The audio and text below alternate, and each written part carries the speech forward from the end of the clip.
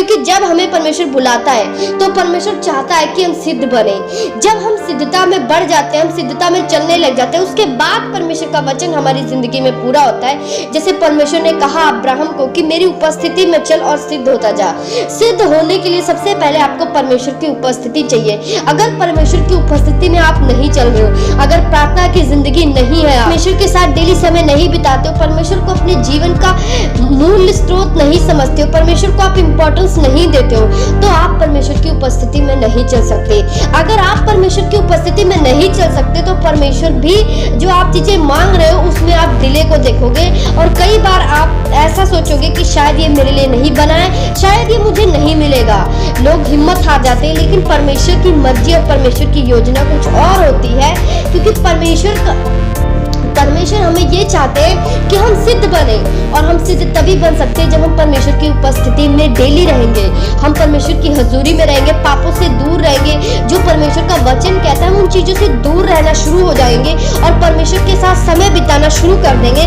तो इसका मतलब आप उपस्थिति में चल रहे हो। तो अगर आप उपस्थिति में चलोगे तो आप सिद्ध होते जाओगे, क्योंकि जब आप परमेश्वर की उपस्थिति में रहना सीख जाओगे तो परमेश्वर आपको डे बाय डे गाइड करेगा, दिन ब दिन आपको बताएगा कि कौन सी चीजें सही है, कौन सी चीजें गलत है, कैसे आपको सही और गलत का फर्क दिखाएगा परमेश्वर, और आपको सही चीजें आप चुनना सीखोगे।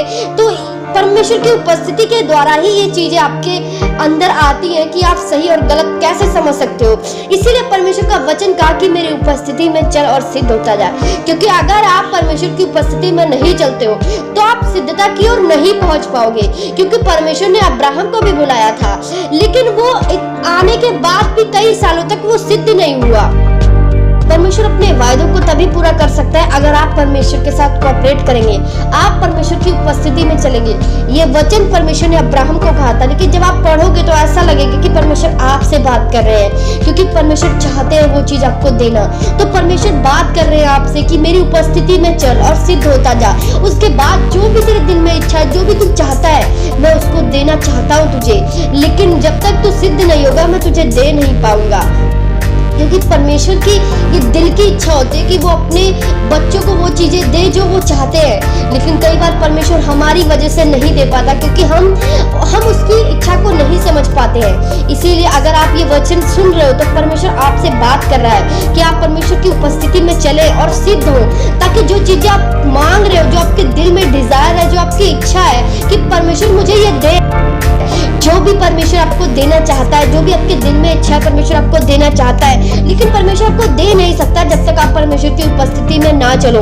इसलिए जब आप परमेश्वर की उपस्थिति में चलते हो, रोज प्रार्थना करते हो, परमेश्वर के साथ समय बिताते हो, परमेश्वर की हजूरी में रहते हो, पाप से दूर रहते हो, हर एक वो चीजों से दूर रहते हो जो वचन मना करता है, तो आप परमेश्वर की उपस्थिति में चल रहे हो। और जैसे जैसे आप परमेश्वर की उपस्थिति में चलते जाओगे आप सिद्ध होते जाओगे। आप देखोगे कि परमेश्वर का आत्मा कैसे आपको बदल रहा है, कैसे आपको गलत चीजों से दूर कर रहा है। जो सोचने की शक्ति आपको पहले नहीं थी, आप कैसे आप सोच पा रहे हो, जो चीजें पहले आप देख नहीं पा रहे थे आप वो कैसे देख रहे हो। परमेश्वर एकदम आपके स्पिरिट को बदल देता है, आपके आत्मा को एक नया कर देता है और आप बिल्कुल बदल जाते हो। तो परमेश्वर की उपस्थिति में जब आप चलोगे तभी आप सिद्ध हो सकते हो, और जब आप सिद्ध हो जाओगे तब परमेश्वर आपको वो देगा जो आप चाहते हो। क्योंकि परमेश्वर के दिल में इच्छा होती है कि वो अपने बच्चों को वो दे जो वो चाहते हैं, लेकिन कई बार परमेश्वर नहीं दे पाता, क्योंकि परमेश्वर की इच्छा होती है कि वो परमेश्वर की उपस्थिति में चले, वो सिद्ध बने। क्योंकि जब तक आप सिद्ध नहीं होते परमेश्वर आपको नहीं दे सकता, क्योंकि परमेश्वर अपने वचन से बंधा हुआ है। जब तक आप वचन को पूरा नहीं करोगे परमेश्वर भी अपने वचन को कई बार नहीं पूरा करता है। इसलिए परमेश्वर की इच्छा हमेशा यही रहती है कि वो सिद्ध बने और परमेश्वर की इच्छा को वो पूरा करे और समझे, उसके बाद परमेश्वर अपने वचन को पूरा करते हैं। इस धरती पर जितने भी लोग हैं परमेश्वर की हर एक व्यक्ति के लिए योजना है, हर एक व्यक्ति को वो देना चाहता है जो वो चाहता है, हर एक व्यक्ति को ऊंचा उठाना चाहता है, लेकिन वो परमेश्वर से पीछे रहते हैं, परमेश्वर की उपस्थिति में नहीं चलते, परमेश्वर की हजूरी में नहीं रहते, पाप से दूर नहीं रहते। इसलिए परमेश्वर उनको दे नहीं पाता, क्योंकि परमेश्वर देना चाहता है। परमेश्वर किसी को भी दुखी देखकर खुश नहीं होता। परमेश्वर के दिल में हमेशा इच्छा होती है कि मैं अपने बच्चों को दूं, लेकिन वो तभी देगा आपको जब आप परमेश्वर की हजूरी में जीना सीख जाओगे। जब आप परमेश्वर की हजूरी में जियोगे, जब आप परमेश्वर की हजूरी में जीना शुरू करोगे, आप गलत चीजों से अपने आप दूर होते चले जाओगे। परमेश्वर का आत्मा आपको अपने आप गलत चीजों से दूर कर देगा। जो एक आत्मा की पावर है आपके शरीर में से वो बढ़ती चली जाएगी। जो शारीरिक स्वभाव है, जो गलत स्वभाव है, आप पर वो प्रभुता नहीं करने पाएगी, आप पर वो हावी नहीं होने पाएगी, क्योंकि जो आत्मा की ताकत है वो बढ़ती रहेगी। इसीलिए परमेश्वर की हजूरी में हर एक व्यक्ति क्यों चाहता है परमेश्वर की आप उसकी उपस्थिति में चले। परमेश्वर को क्या लालच है कि आप परमेश्वर के साथ समय बिताएं? परमेश्वर को किसी प्रकार का लालच नहीं है। परमेश्वर जानता है कि जब ये मेरी उपस्थिति में चलेंगे तभी ये सिद्धता की ओर बढ़ेंगे, और जब ये सिद्धता की ओर बढ़ेंगे तभी ये मेरे वचन को पूरा करेंगे, और जब ये मेरे वचन को पूरा करेंगे तो मैं अपने वचन को भी पूरा करूंगा। परमेश्वर हमारे बारे में सोचता है, हर वक्त वो हमारे बारे में सोचता है कि कैसे मैं इनको ब्लेस करूं, कैसे मैं इनको चीजें दूं। लेकिन इंसान कई बार नहीं समझ पाता।